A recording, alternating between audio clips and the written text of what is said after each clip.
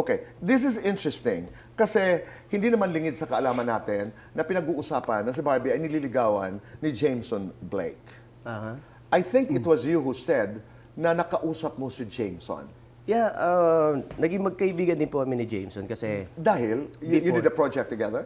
opo, way back parang 2017, magkasama kami sa isang clothing line. Okay. So doon, after nung year na naka-contract kami doon, siguro yung nakita ulit kami sa Showtime na. Tapos nag-catch up kami, kamustahan lang. Hindi kasi when you learned, parang you were quoted to have said, it's about time. Oo, sinabi ko nga po yan. Oo. Kasi okay. parang nung nakita kami sa gala, kinamusta ko siya. Sabi ko, oh, how are you bro? Ganyan. Biniro ko pa siya, ganyan. Tapos, Anong biniro mo siya na? kamusta ka brother? Hindi mo tinuloy. Biniro mo na, lagaan mo ha? Ayun, sabi ko sa kanya, kamusta ka? Kasi sabi niya, Okay. nung last time kami nag-usap, parang 8 years daw siyang walang girlfriend, ganyan. Tapos sabi ko sa kanya, mabait naman si Barbie, as in, alagaan mo lang. Yun. Kung ano yung sinabi ko last time doon sa interview, yun naman talaga yung sinabi ko sa kanya. Okay, anong sinabi ni Jameson? Sabi niya, ay, bro, gagawin na. Ano sabi niya? Ay, bro. But nag-catch up lang kami na nakapagkwentuhan ng saglit. Tapos yun, naghiwalay rin after. Okay. Pero matagal yung pag-uusap? Saglit lang, parang kita lang kami ron sa mobile bar nung gala. So, ang awkward naman di ako mag-hi sa kanya, tropa naman kami. So, yun.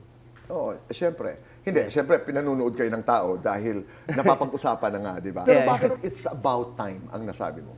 For me kasi, si Barbs ngayon, she's 28 years old na, di ba? And matagal na rin naman kaming hiwalay, kumbaga.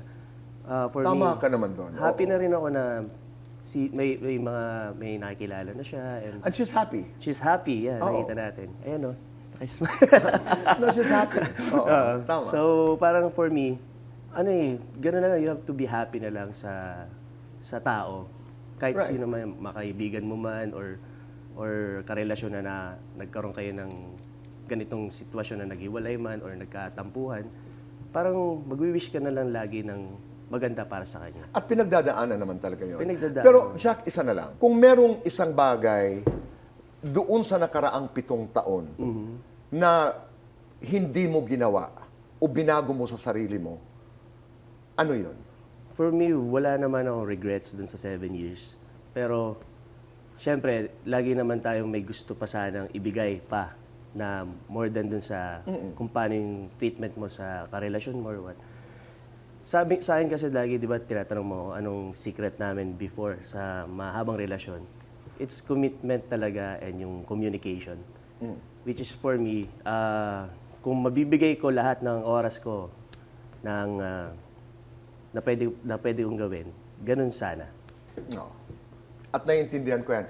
Hindi lamang sa inyong relasyon ni Barbie, pero sa maraming tao na naroon sa isang relasyon. Kadalasan yun, oras. Madalas yun ako.